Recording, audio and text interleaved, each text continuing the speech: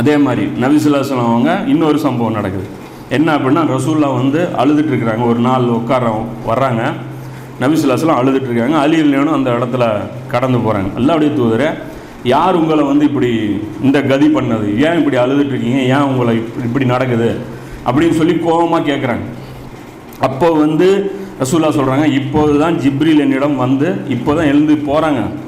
அவர் என்னிடம் ஹுசைனை, என்னுடைய இந்த மகனை, அதாவது அலி ரலியல்லாஹுடைய பையன் ஹுசைன் ரலியல்லாஹுவை பற்றி ஒரு அறிவிப்பு செஞ்சுட்டு போகிறாங்க. என்ன அப்படின்னா, ஃபுராத் நதி கரையில் இவர் கொல்லப்படுவார். அதாவது ஃபுராத்துங்கிறது யூப்ரட்டிஸ் நதி, அந்த ஃபுராத் நதி அந்த கரையில் இவர் கொல்லப்படுவார். ஈராக்கில் அந்த கர்பலாவுடைய அந்த ஸ்பாட்டில் இவர் கொல்லப்படுவார். வேண்டுமென்றால் அந்த மண்ணை வந்து நான் வந்து எடுத்து காட்டுறேன் அப்படின்னு சொல்லி ஜிப்ரீல் அலைஹிஸ்ஸலாம் ரசூல்லாட்ட கேட்குறாங்க. அப்போ ரசூல்லா காட்டுங்கன்னு கை இப்படின்னு நீட்டுறாங்க. அந்த கை அப்படியே நீளுது.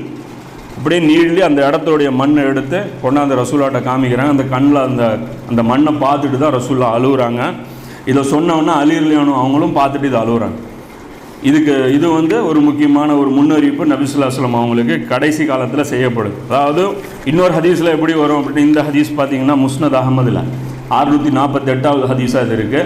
சில்சிலத்துல் அஸ்ஸஹிஹா அப்படின்னு அல்பானியுடைய புத்தகம், அதில் வந்து 822வது ஹதீஸாக இது இருக்குது, சையான ஹதீஸு. இன்னொரு சம்பவத்தில் வந்து ரசூல்லா கிட்ட அந்த ஜிப்ரீல் அலைஹிஸ்ஸலாம் சொன்ன மாதிரி இருக்கும், உங்களுடைய உம்மத்து வந்து கொலை பண்ணும். அதாவது எந்த ஒரு பனி இஸ்ராயல்கள் கூட பார்த்தீங்கன்னா நல்லவங்க, ஏற்றுக்காத நபிமார்களை தானே கொண்டாங்க. நபின்னு ஒத்துக்கிட்டு கொண்டாங்களா?